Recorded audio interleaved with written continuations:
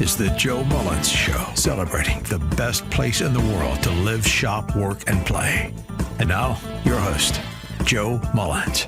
Good morning and good afternoon to our listeners all over the country. And why do I say both? Because we are aired on so many stations now in the morning, in the evening, on the weekends, that we are going to be talking to you all the time. And you can stream this show anytime you want. It's the Joe Mullins Show, and welcome this weekend to another amazing show. And a lot of people have asked me and followed me and said, man, you are all over the place with this soccer. We're seeing so much events and so many fun things. And we've been getting so many phone calls on the Mullins Sports and Entertainment side to bring in people. Do you have, the magical question has been, do you have tickets to the World Cup? We want to go see this game. Whether it's Argentina, America, Colombia, Portugal, Brazil. We have been getting flooded with phone calls from corporate sponsors, corporate and partners of ours saying, hey, can we get tickets to this game? We did not expect this World Cup to be as big and be as exciting as it's been. We posted a lot of things on there. We're in Miami during the Brazil-Scotland game, and we had some great events down there. Fogo de Chão, one of my big partners, love them to death. If you haven't eaten in a Fogo de Chão, they're in every major city. You want to come there. Great. Oh, the steak you can eat for $50. You can eat as much of the best steak and meats you can possibly eat with a giant salad bar. Fogo de Chão, one of the greatest experiences, but we went live in Miami with Fogo de Chão and the CFO. It just had a great time seeing them celebrate Brazil winning that game against Scotland, and so many great South Americans, Europeans, all there just coming together to watch a great game. And, you know, there was no fighting, no problems. I think the weekend before, they drank Boston out of beer, which was shocking. And we're going to talk a little bit more about that. I don't know how you drink a town out of beer. They run out of beer everywhere, but they did. And it was a true statement. I looked into it. I couldn't believe it. But, let's go a little bit more deep. What is this soccer thing? What is going on? Is it, the world calls it football. America calls it soccer. What is going on? And is this World Cup going to change America? Change America's way of looking at this today? I've got with my special guest today, I've got Jim Walker, who is with the Georgia State Soccer Association. Jim, welcome to the show today. Thank you so much for having me, Joe. I very much appreciate it and love the opportunity for this platform. So thank you. You know, Jim, I was just talking about some of the events and letting the listeners know they've been following us on our page and following us at these events and seeing all these incredible parties and games and exciting. What is going on right now in our country for what we call soccer and the rest of the world calls football? Do you think this has woken America up? What is happening here? I think what we're seeing is a rebirth of where we were in 1994. As you'll recollect, in 1994, that was when we hosted the World Cup, and that's what spawned the birth of Major League Soccer. I think now here we are, fast forward, 32 years from then. We are seeing a similar boon, but now we have that professional structure in place, which is giving us more of a platform to provide youth soccer to all this next generation of kids that are being exposed to the game. Now, you were talking about 94. 94, I don't recall it. I don't remember it. I was 24. I was in college. I think it was right behind the Olympics coming. Well, wait a minute. We got the Olympics coming to America again. So we had them in Atlanta in 95. Now we've got them coming to LA. So this is kind of a pattern here, the World Cup followed by the Olympics. In 94, it brought some attention to it, but I don't think it was nothing compared to what it is today. What do you think is the difference between now and 94 in the soccer coming in? I think the difference is that we do now have a professional platform. We have more players that are playing internationally at the professional level. In 94, I think we were happy if we scratched out a point. Fast forward now, when we came into the group that we were selected in December, it literally was, we expect to not only get out of group play, but to win the group. And to be able to do that and then win an elimination game against Bosnia, unfortunately didn't get the result that we wanted against Belgium. But I think that the big difference between then and now is that in '94, we were a fledgling country that was dabbling in the sport. We had a lot of kids that played it, but nobody at the professional level. Nowadays, I think it's for any of these kids that are looking to go professional in athletics, soccer is a viable option. And I think that's the difference that we're seeing nowadays, is that these kids believe that they can go play professionally and they don't even have to leave the country to do so. Well, you're right. And when you look at America in '94, I look back at soccer growing up and it was a fun sport. It was kind of a soft sport. You never thought it would go anywhere. Most colleges didn't have soccer teams. They had football, and it's hard to compete with American football in America. That we've certainly centered our athletic and our sports around football, American football. But then soccer comes up, you start seeing things like rugby, you start seeing things like cricket, which we laugh and go, those will never be big sports in America. But here we are 20 years later, soccer's got the main stage of the world, and it's got the main stage in America, which is very impressive. And you're seeing these events and certain games. I mean, we were just talking about the last 5 games, and I want to go through them. Brazil, the crowd that they bring, the excitement that they bring, the players. I'm sitting here going, who is Brazil? What are they? They go, well, Joe, they won the most World Cups of any team. They've gotten 5 of them, and there's only been 8 countries in the history of the World Cup that have won the World Cup. And I'm sitting here going, 8 countries, that's it? So you got Brazil. They shockingly lost. You've got Portugal, which Portugal, I didn't realize how big they are. And then all of a sudden you got Ronaldo. And I thought it was the Ronaldo that I grew up watching. I said, oh, didn't he play in Europe when I was for Italy? Or I remember Italy in the World Cup. And they go, Joe, that's a different Ronaldo. And I go, you see this guy? And he's a daggum good looking guy. The guy just looks like a GQ model.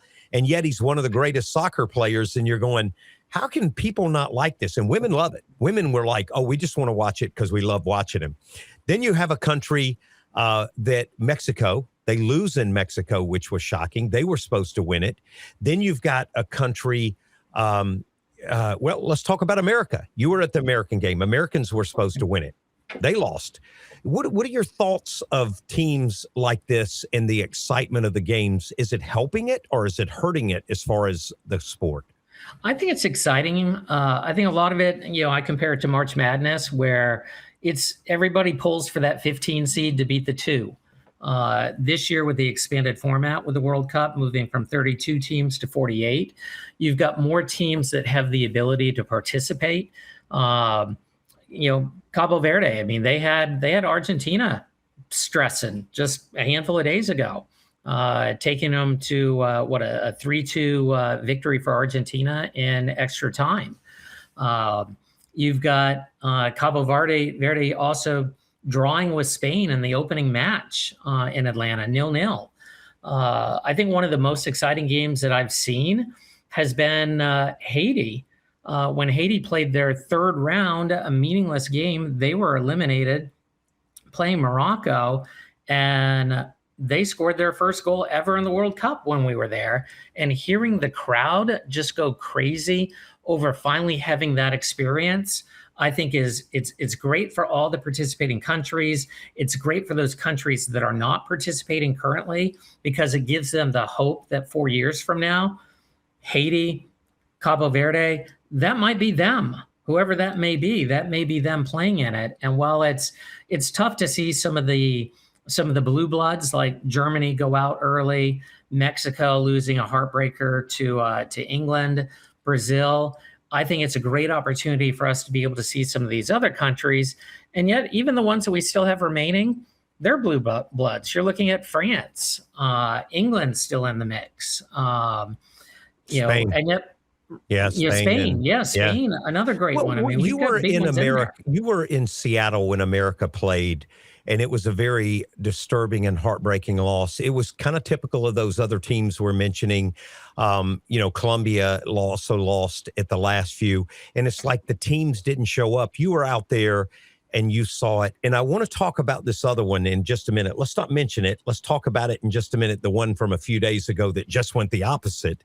But because that's when I got to explain it. I was there and I got to explain some of the stuff there. And I want to compare it to these other 5. But you were in America. You were in Seattle. You saw the American team play. Was it the American team that had played all the other games, or was their competition that much better? And what was it like when the result of that game happened when America fell short?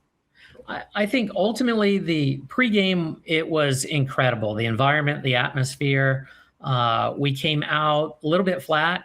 Belgium had a phenomenal chance early on, and Matt Fries made an incredible save to keep it 0-0. Giving up that early goal 8, 10 minutes, 12 minutes into the game, I think hurt and deflated us a bit. But even when we drew the equalizer to get to 1-1, the energy was there.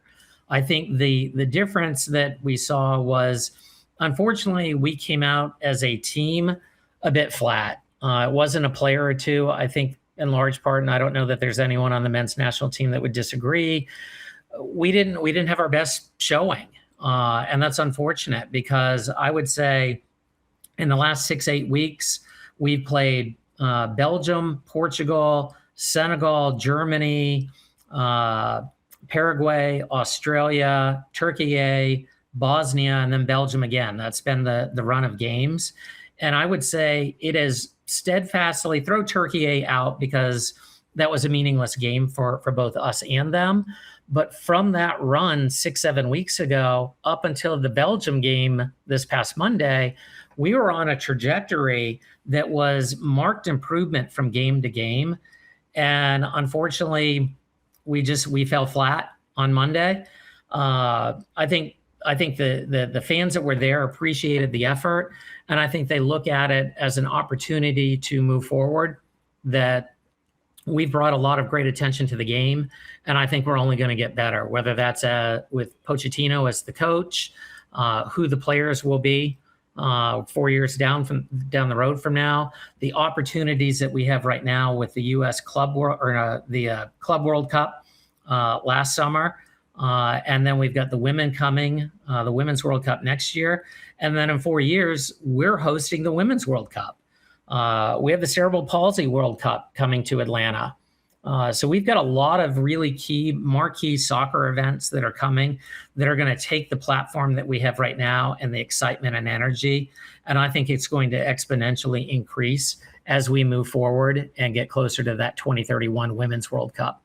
Well, you talk about 94 and what it brought to soccer, bringing the MLS in. You got Messi playing in America. You got some of the greatest teams. You got Beckham coming in and bringing all this soccer. He really is attributed to bringing a lot to America, his involvement with soccer and what all he's doing. And you got all these guys coming in, and they're good-looking European, Latin American, mixed men, that are coming in, blended.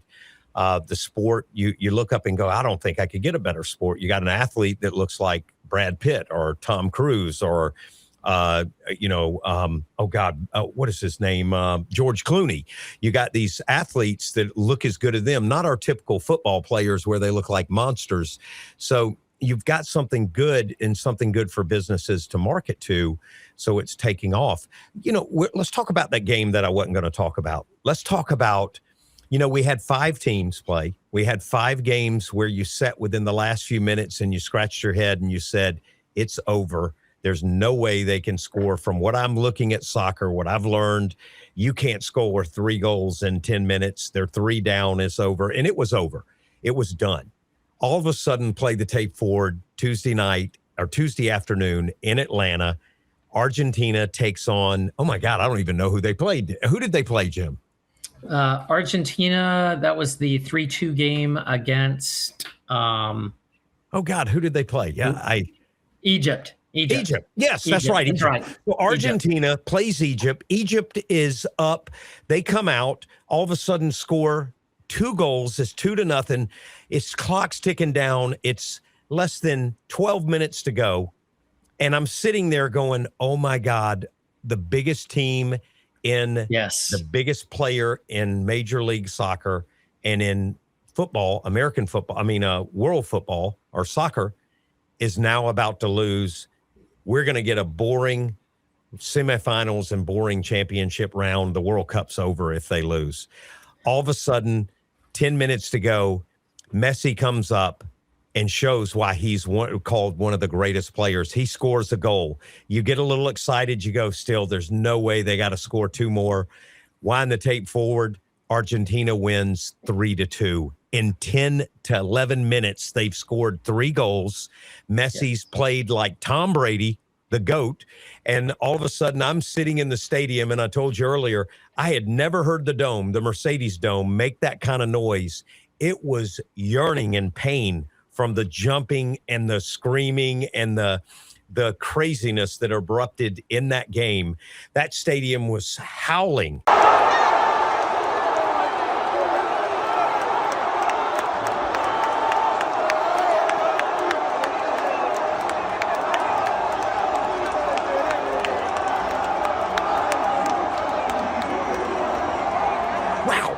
What an amazing, what do you think the next few weeks is going to be like? Is that it? Is this the high point, or is there more to come? It's certainly, I mean, Argentina, the last 2 days or the last 2 games have been incredible. The 3-2 extra time win over Cabo Verde, this game, and that game against Egypt, Messi missed a penalty. So they had an opportunity to go up early.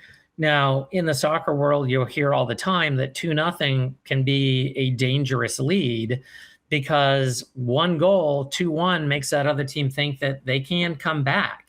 And if I had to pick any of the teams in the field this year that could come back from a 2-0 deficit, Argentina would be that team I would look at, particularly with Messi on the pitch.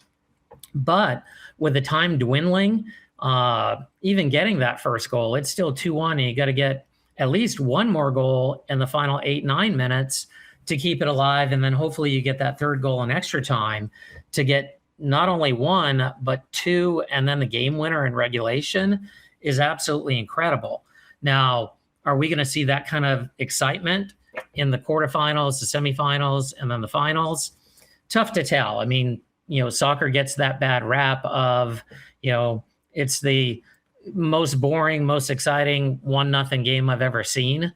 And honestly, I'll say the same thing, that Spain-Cape Verde 0-0 draw, the opening game in Atlanta, that was one of the most exciting matches I think I've ever seen. So I think you can have the excitement without the drama and the goals, but having that kind of excitement right before the quarterfinals, I think certainly has a lot of people on the edge of their seats waiting to see what kind of history are we all going to witness with the quarters, the semis, and the finals over the next week and a half, 2 weeks or so. It doesn't look like in our American football where we're going to see a championship run away. Soccer looks like it's something where you're going to see, like you said, maybe a 1-point win, maybe a draw, and then a win in extra time or penalty kicks or whatever. But I cannot get over how competitive, and at any given day, one team can outshine another. To watch Argentina play and almost lose to Egypt, who was not even supposed to be there, was unbelievable seeing it. But it shows you how close and how competitive that sport is. And that, I mean, with Argentina, it could be Argentina and Spain in the finals. It'd be a great game. It could be Argentina and one of the most unknown teams that we have up there, Norway or Belgium.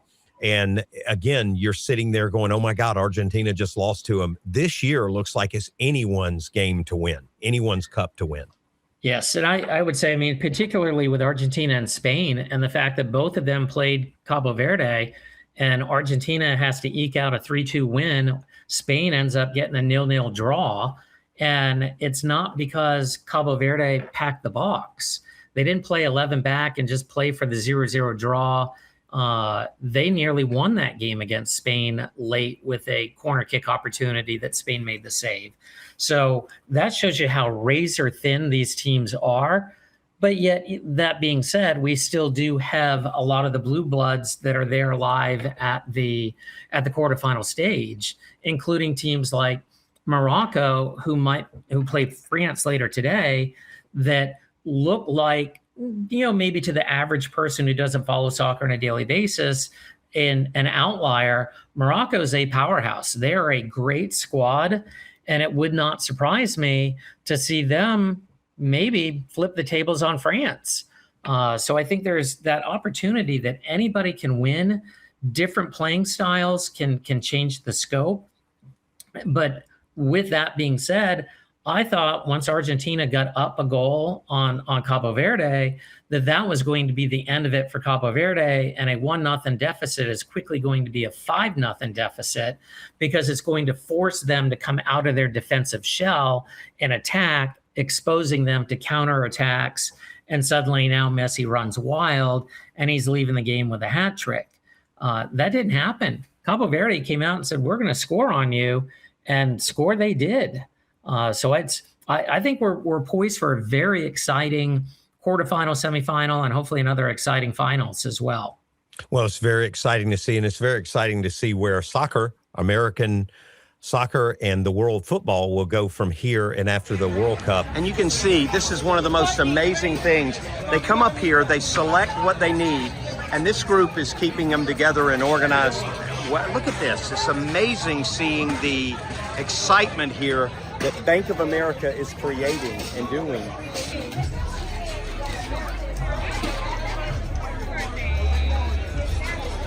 And great security looking out for everybody. It's amazing seeing how they're putting this together.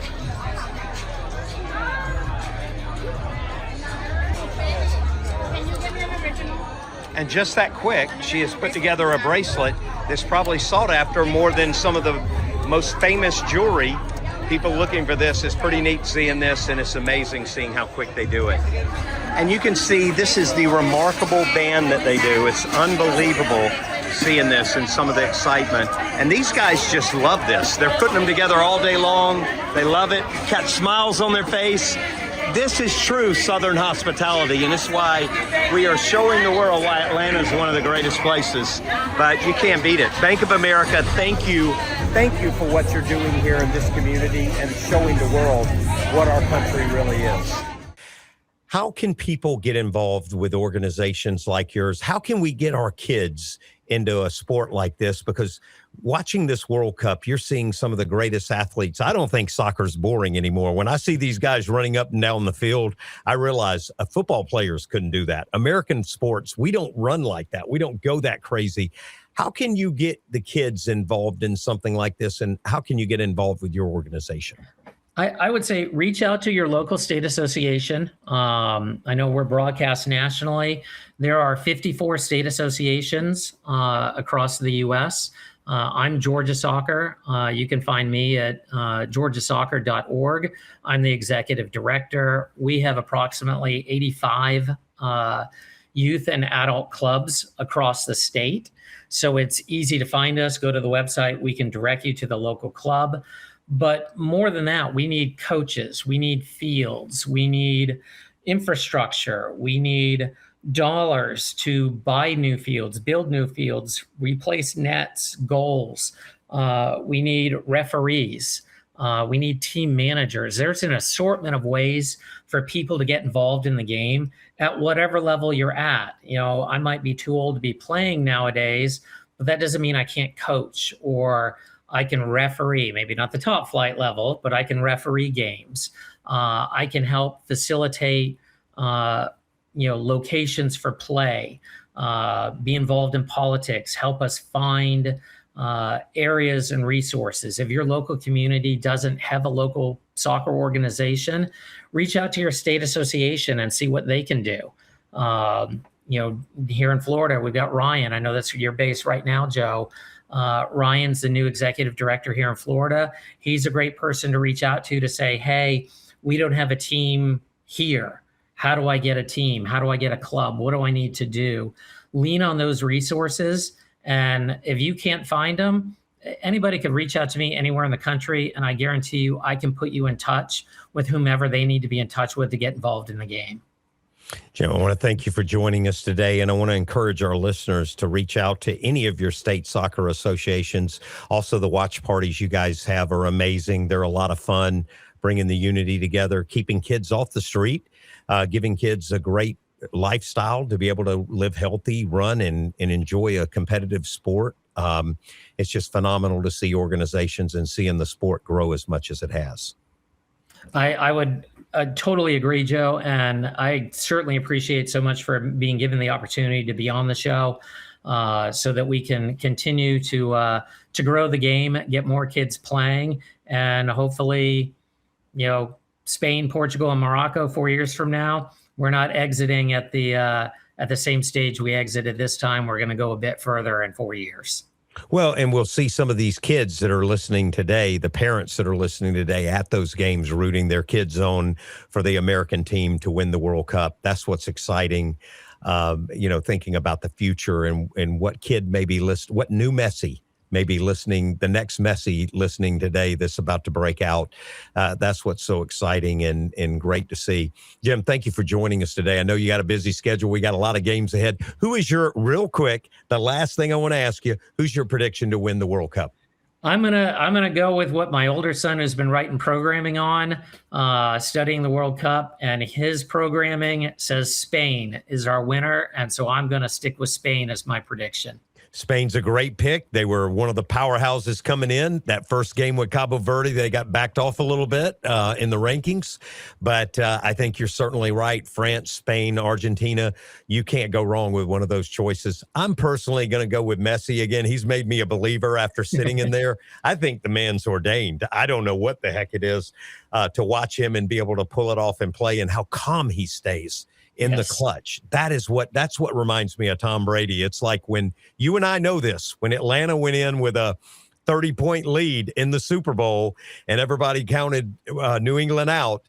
And I looked at Tom coming out on that halftime on that field and I said, oh God, here he comes. He had that look in his eye like he was about to go win the Super Bowl, which he did. We know what he did to Atlanta and we know how shocked we were with it. But Messi has that same look and it's amazing seeing it. You got to watch these games. We encourage you. They're going to be a lot more of the semifinals, the quarterfinals this week, the semifinals coming up, and then, of course, the finals in New Jersey. It's very exciting to have this. Jim, thank you for joining us today. No problem at all. Thank you so much for having me. I appreciate it. And guys, I want to thank you. Have a great weekend. And remember, Live, Work, Shop, Play Florida, one of the greatest states in the country. But our state soccer associations, reach out to them. Get your kids involved if you want to find out more. And we want to thank you for joining in. You can watch this show and any of our past and future shows on the Joe Mullins Show YouTube channel. And you can go to Instagram and you can like the Joe Mullins Radio Show page and follow some of our updated announcements and make suggestions of shows. We look forward to having you on or having a topic on. And now you know, America is ready for the soccer industry to take fold and create a new sport that's going to be as dominant as any of the sports we've ever seen in the past. Look out, baseball. Look out, American football. Soccer's on its way. Have a great weekend. You've been listening to The Joe Mullins Show. Find out more and engage with Joe by visiting the website, themullinscompanies.com.